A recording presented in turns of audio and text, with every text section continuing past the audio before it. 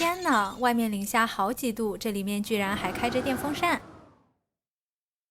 吃好喝好，长生不老。Hello， 大家好，我是地包杜比。我今天来到了 Ossington Station， 要来吃附近的一家法式小酒馆。看小某书上说，这是一家宝藏法餐，尤其是他家的鸭肉料理深受好评，谷歌评分也有4.6，浅浅期待一下。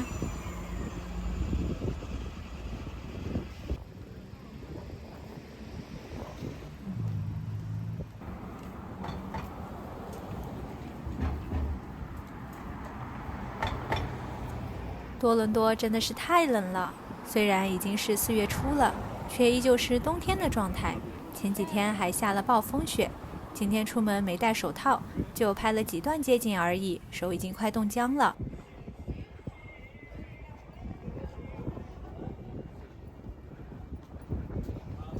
就是这里啦 ，Chanticleer， 非常低调的一家店。连招牌都这么隐蔽。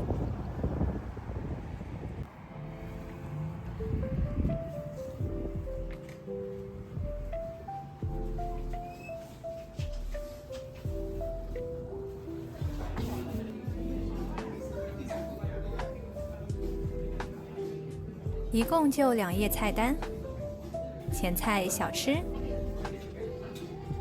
主食、配菜和甜品。店面小小的，一眼就能看完。不过里面却有一个还挺大的酒吧，要不怎么说是精致法式小酒馆呢？透过窗户直接看出来就是 Bloor Street。等天暖和一点，估计 patio 就要开放了。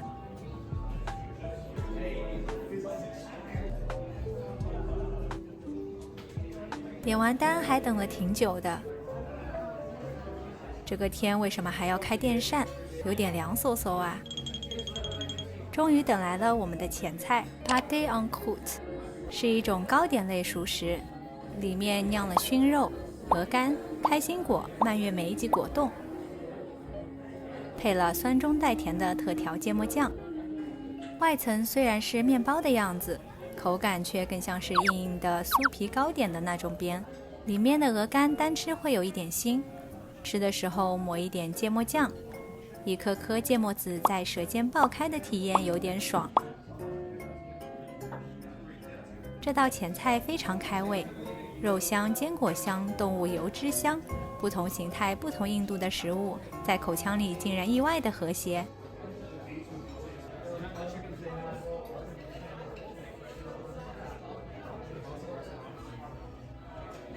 吃完第一道之后，又是漫长的等待，不知道周末如果人爆满的话，要等多久啊？头顶上的电扇越吹我心越凉。不过第一道前菜还不错，还是挺期待后面的菜肴的。无聊到开始看窗外的小松鼠了。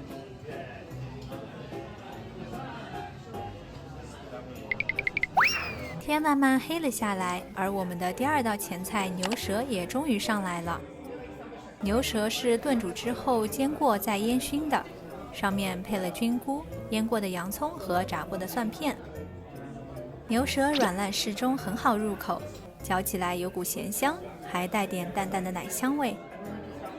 调味也非常神奇，是用酒、蘑菇和番茄等制成的猎人酱，再加芥末籽，带出酸甜的口感。菌菇是滑溜溜的，酱汁都已经被炖到粘稠了。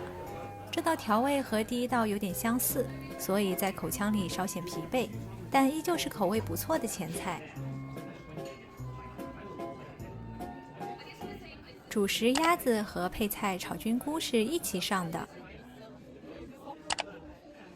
半只鸭子包括了1个鸭腿和鸭胸肉，鸭腿用的是油封鸭的做法，而鸭胸肉则是干式熟成的。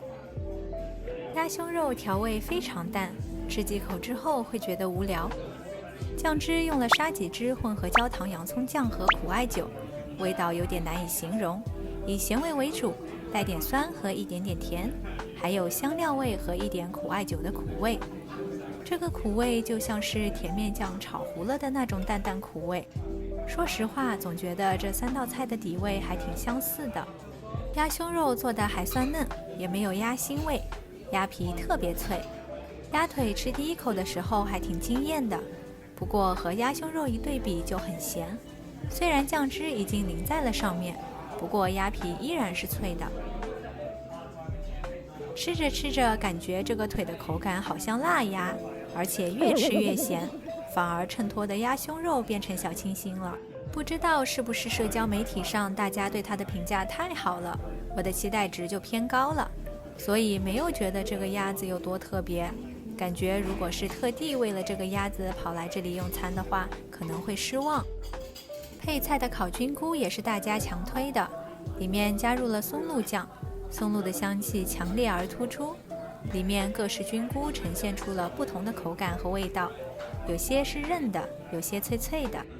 这道菜一上来的感觉就是好油啊，菌菇们仿佛都是泡在油里的。调味是还可以，黄油和菌菇本来就是绝配，但是空口吃已经偏咸了，尤其是在油封鸭腿也是超级咸的情况下，两个配着吃，咸上加咸，感觉咸度已经到了我可以接受的临界值了，不停在喝水。最后的焦糖布蕾也很难评，看这个卖相就知道上面的焦糖没烤匀，有些地方非常焦，还有些地方白白的。用糖粉做了个自己店的招牌，里面放了橙汁，带出点酸味，不过也是不均匀的，有些地方就没有橙子味，只有纯香草淡奶的甜。总体来说，这就是一家很家常的法式小酒馆，不能期望太高。上菜速度慢，且菜品的发挥非常不稳定，千万不要为了鸭子特地跑一趟。怕冷的记得多穿点。不知道为什么一直开着电扇，越吃越冷。随便吃的话，里面的氛围还是挺 chill 的。